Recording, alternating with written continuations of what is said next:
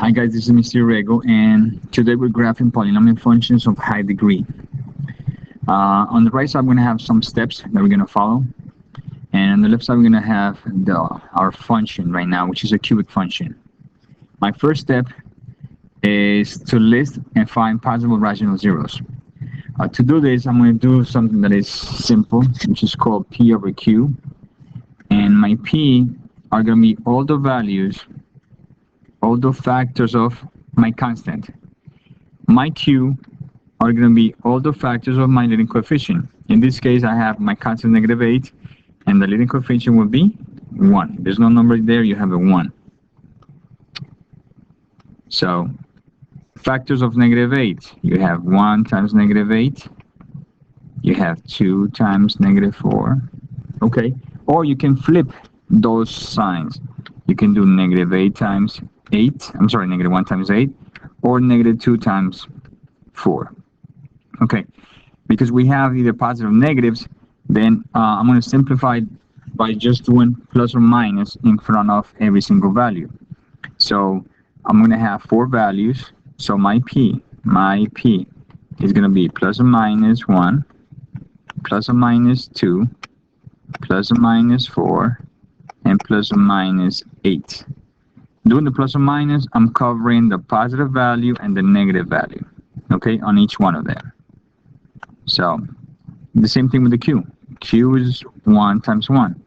So, Q is going to be plus or minus 1. Because if you notice, I can also do -1 times -1 to get positive 1.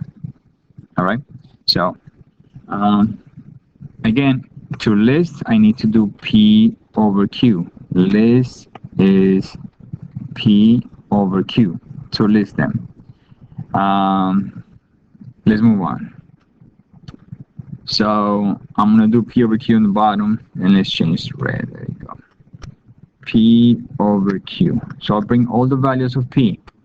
So P was plus or minus 1, plus or minus 2, 4, 8, over all the values of Q, which is only one value, plus or minus 1.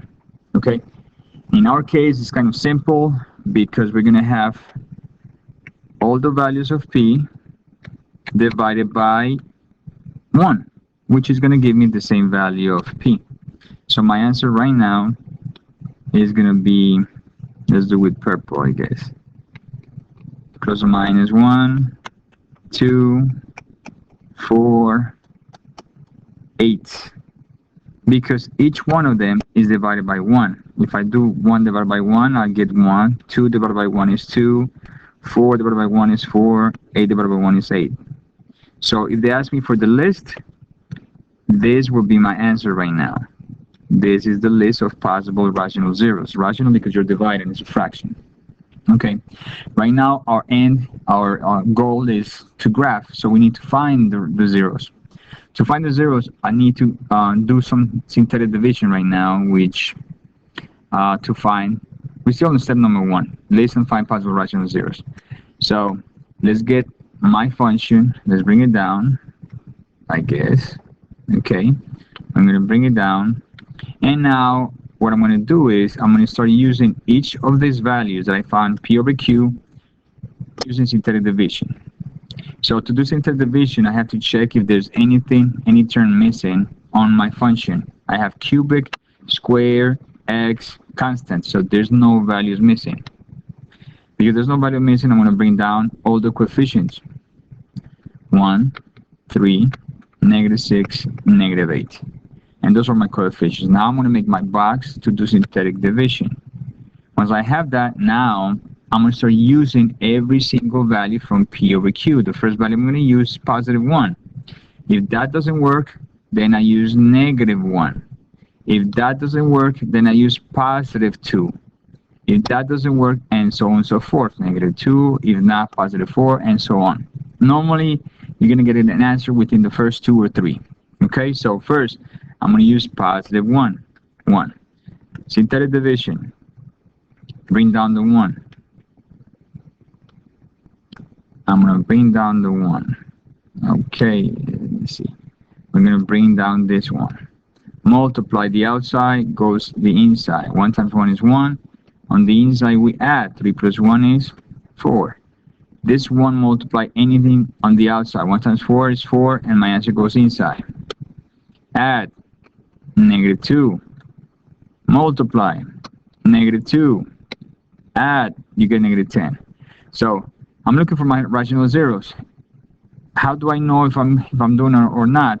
Is this is your remainder. The last value is your remainder. If my remainder is 0, then this value will be an answer.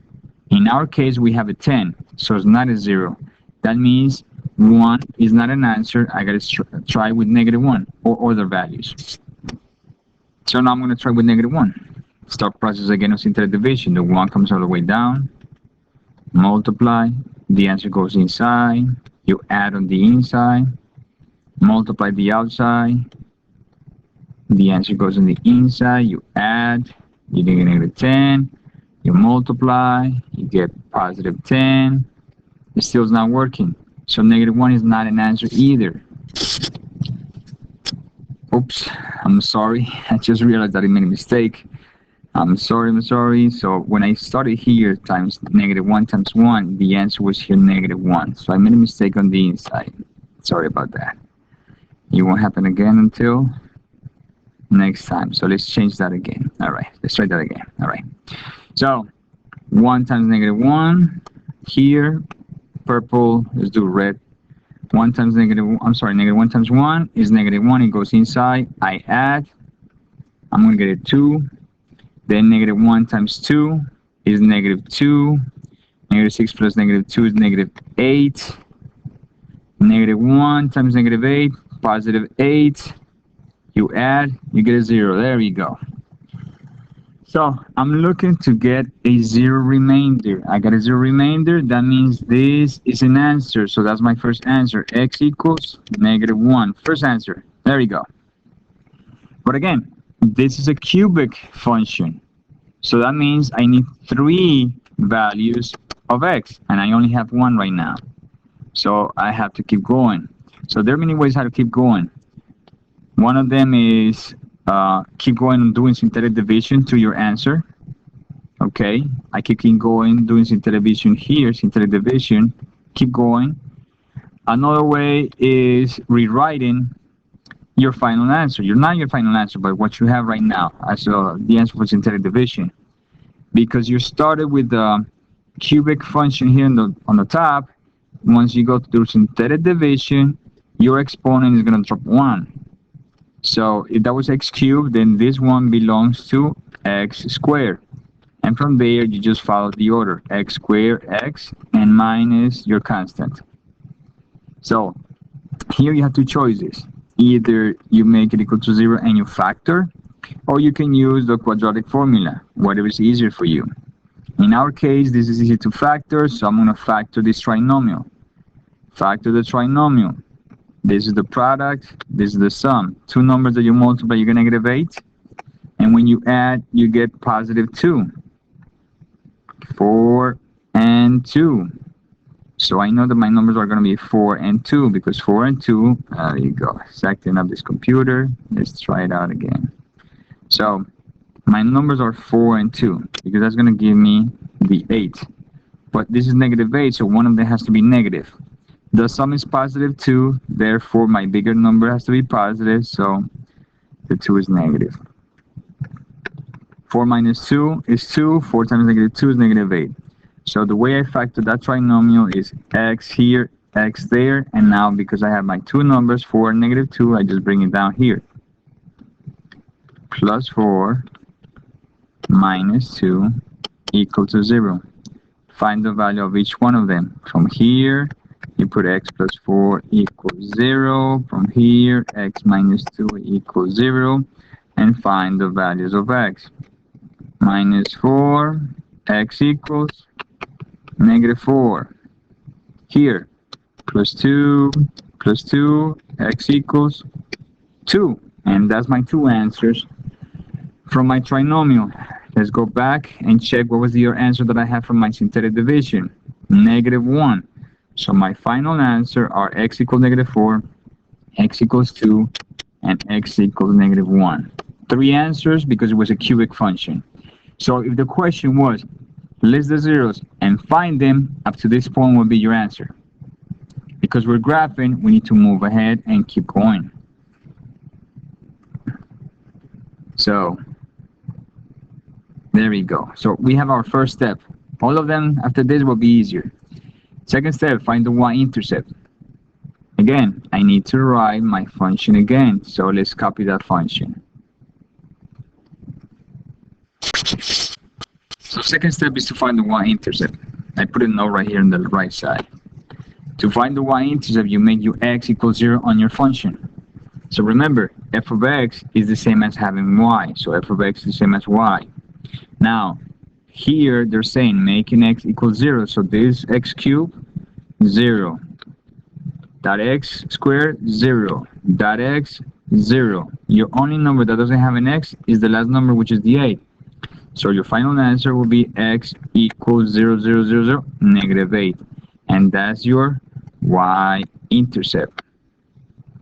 So I have my zeros over here, which are also x-intercepts. Okay. And I have my y-intercept on the bottom. So now it's time to start graphing. Let's go back and check step number 3. 3. Plot the zeros and y-intercept. That means we're going to put those values on my corner plane. So I have my huge graph over here. Let's see how it's going to work with this graph. So I have my huge graph. Okay. Okay, let's make it a little smaller. And now I'm going to be using this graph. Here we go. So let's plot the zeros first of all. So I got x equals -1, -4, and 2. -1, -4, and 2. Those are the x-intercepts. So let me use that red over here. Red, red, red, red, red. There you go. -1, -4, and 2. -1, -4, and 2. So -1, -4, and 2. Oh, almost there. There you go. Okay. So I guess I'm doing my fingers. It's getting too big. All right. Those are the 3 x-intercepts. My y-intercept was -8. So -8, y-intercept. So on the y-axis, I'm going to go to -8. Okay? And I have my intercepts. Now, let's go back and check next step. So that's to plot. Next step. All right. Plot zeros and y-intercept. Table of values for values before, in between, and after x-intercept. Plot them. Before, in between, and after the x-intercepts.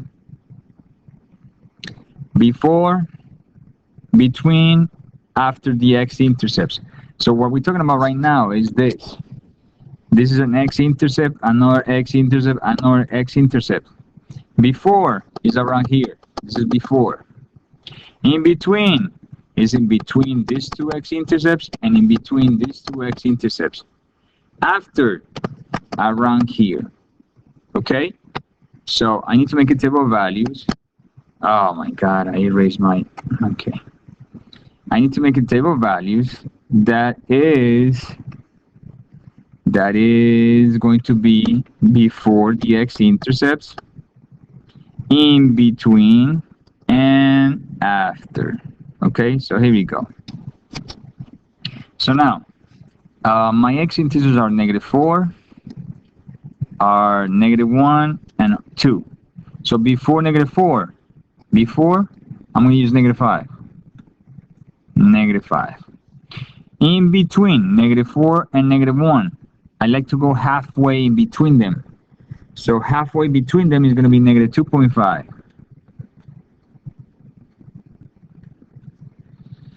In between -1 and 2, halfway is going to be 0.5. 0.5. After any value after this, to make it easier, right after the 2 is the 3. So now what you have to do with these values is plug it into your original function. Let me show you the original function. Let me go back again. Original function. This is your original function, okay? Here is where you're going to plug those values in. All right, I'm going to do the math right now and then get back. Okay, so I just did the math and I hope I did it right because I used kind of a very small calculator, so I'm not sure.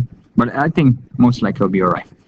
So I got negative 5, negative 28, negative 2.5, 13.25, and so on and so forth. Okay.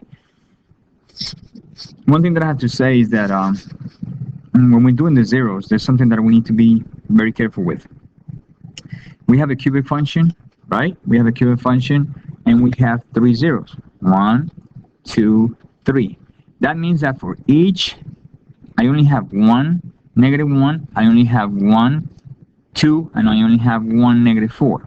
Okay, so here we need to talk about multiplicity. There's only one of each, so my multiplicity for all of them, my multiplicity, in this case, multiplicity would be 1, because there's only one of each. If by any chance, just an example, this here was a negative 4, then that would mean that I had 2 negative 4s. So in that case, the multiplicity will be 2. Okay? Right now, it's not the case. I only have one of each, so multiplicity is 1. So when the multiplicity is 1, when I'm graphing, what happens is that those x-intercept, my graph is going to go through the x-intercept. If the multiplicity was even, which is a 2, then it will be bouncing back. Okay, I'll do another video and I'll show that on a second video. In this case, my x-intercept, my graph is going to go through them.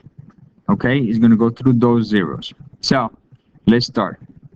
Remember, the first value that I have here, negative 5, is before my intercepts. Okay, the last value is after the x-intercept. So those two values, what's going to happen is they're going to tell me where's my graph coming from and where's my graph going. Okay, so my end behavior in this case is going to help me out as well. So let's do end behavior now that we have, before we plot those values. Let me go back to the steps. Plot these points, arrows for end behavior, and then we draw a smooth curve. So let's do end behavior. Now, this is a cubic function. Okay, and it's a positive leading coefficient, which means that my end behavior, which means that my line itself is going to look like, my end behavior is going to be something like that. The right hand is going to point up, the left hand is going to go down. So my graph is going to start from the bottom on the left. It's probably going to go up, come back down, and then go back again. I'll have something like that. In that case, I'll have one x-intercept, another x-intercept, and 3 x-intercepts. Okay, so the end behavior tells me that.